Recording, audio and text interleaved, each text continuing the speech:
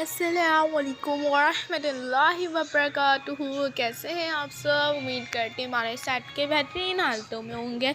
आज हम एक बहुत इंपॉर्टेंट टॉपिक पर बात करने वाले हैं और वो टॉपिक है पोर्टफोलियो।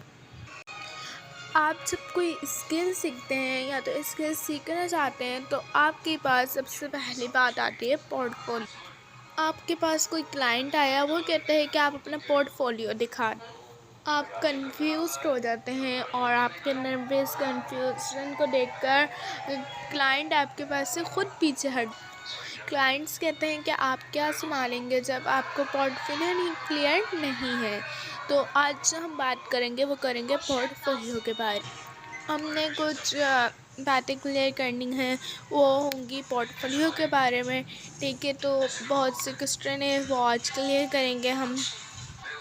नेक्स्ट लेक्चर में हम पोर्टफोलियो डिज़ाइन करना सीखेंगे, पर आज के लेक्चर में हम कॉन्सेप्ट क्लियर। बहुत से स्टूडेंट्स और फ्रीलांसर्स को कन्फ्यूजन होती है कि पोर्टफोलियो होता क्या है, क्यों इम्पोर्टेंट है पोर्टफोलियो और इसे क्यों बनाया जाता है। तो इस वीडियो के बाद आपका पोर्टफोलियो के बारे में सब कुछ क्लियर हो जाए। सबसे पहले हम जो डिस्कस करेंगे वो है पोर्टफोलियो क्या है। आपकी स्किल्स वर्ड, आप अपने वर्ड के सैम्पल कलेक्ट करते हैं तो पोर्टफोलियो उसका कलेक्शन होता। तो सबसे पहले जो हम डिस्कस करेंगे पोर्टफोलियो असल में आपकी स्किल्स, एक्सपीरियंस और वर्क का आपके सैम्पल जो आप कलेक्ट करते हैं, ये इसका कलेक्शन होता है। ये एक ऐसी जगह होती है जहाँ आपके क्लाइंट्स या एम्प्लॉयर आपके काम को देखकर डिसाइड कि आप उनके लिए सूटेबल हैं या नहीं हैं। फॉर एग्ज़ाम्पल, आप अगर एक ग्राफिक डिज़ाइनर हैं तो आपके पोर्टफोलियो में लोगोस, डिज़ाइंस आपके और फ्लायर्स कैनवा या फोटोशॉप के काम ज़रूर दिखना चाहिए। स्टेप नंबर 2, तो सेकंड जो हमने डिस्कस करना है वो है पोर्टफोलियो की इम्पोर्टेंस। पोर्टफोलियो के बगैर आपको अपनी स्किल एक्सप्लेन करना मुश्किल।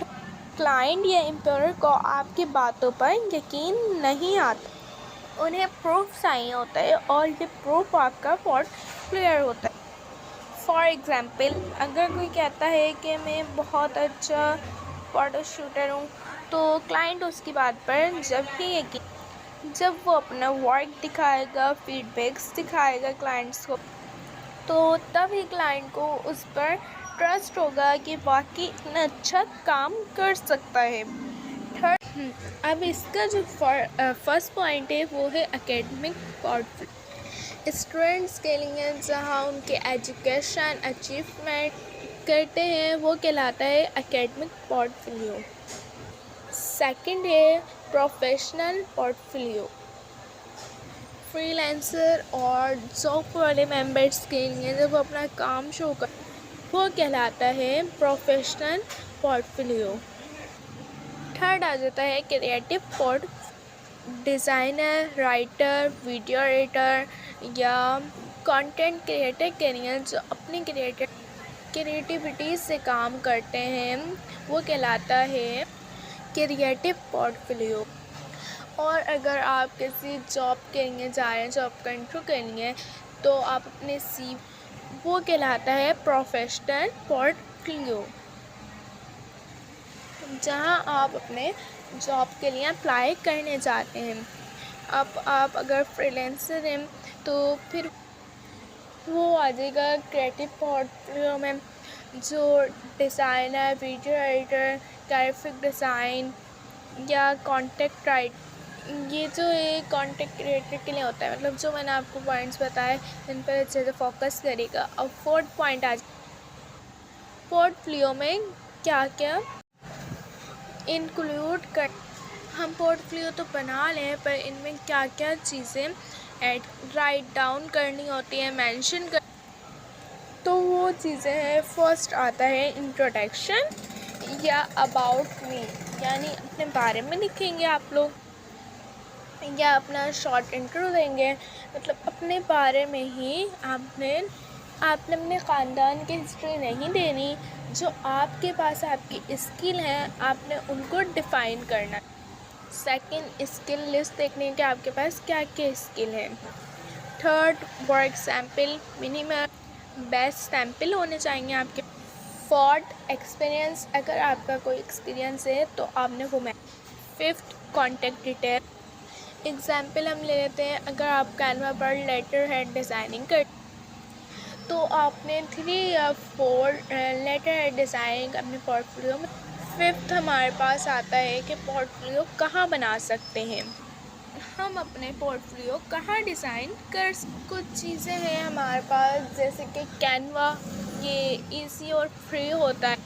फिर गूगल्स की कुछ वेबसाइट आ जाती हैं, और मैं कुछ वेबसाइट का बता दूं कि वो वेबसाइट कुछ इस तरह जो सेफ़ नहीं होती। आपके मोबाइल पीसी में वायरस भी आती हैं, कुछ स्कैम होती हैं कि आप वहाँ पर बना लेंगे पर आपका डेटा जाने का भी रिस्क।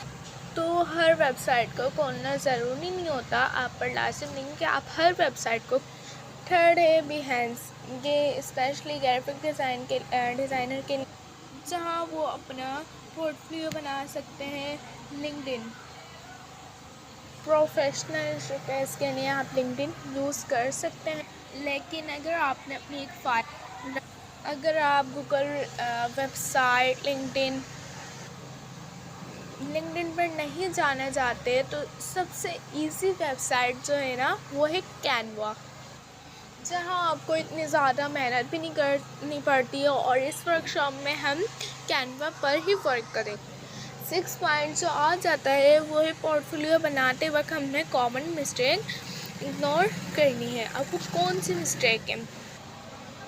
फर्स्ट, हर रैंडम चीज़ हमने ऐड कर देनी है, यानी जो भी डिज़ाइन आपको आपका दिखे तो आपने वो ऐड कर देना है।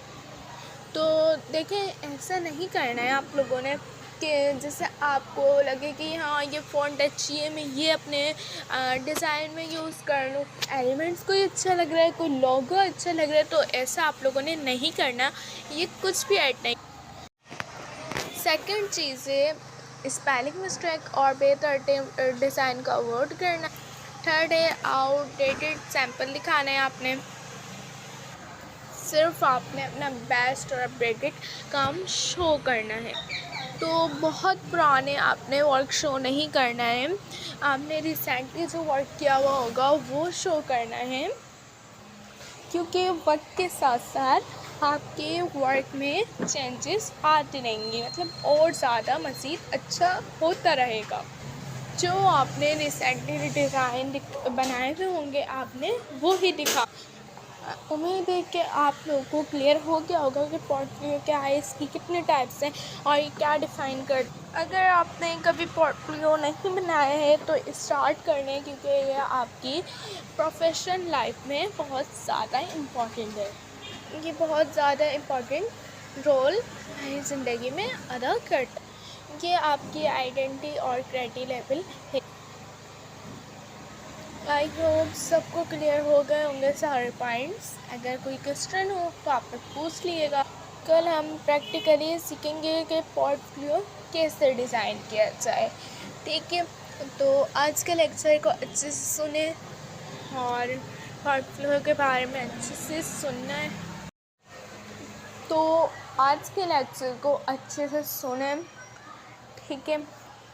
उम्मीद है आप लोग को आज की क्लास के बारे में सब कुछ क्लियर हो गया होगा। अगर कोई क्वेश्चन हो तो आप लोग बिला झिझक मेरे से पूछ सकते हैं।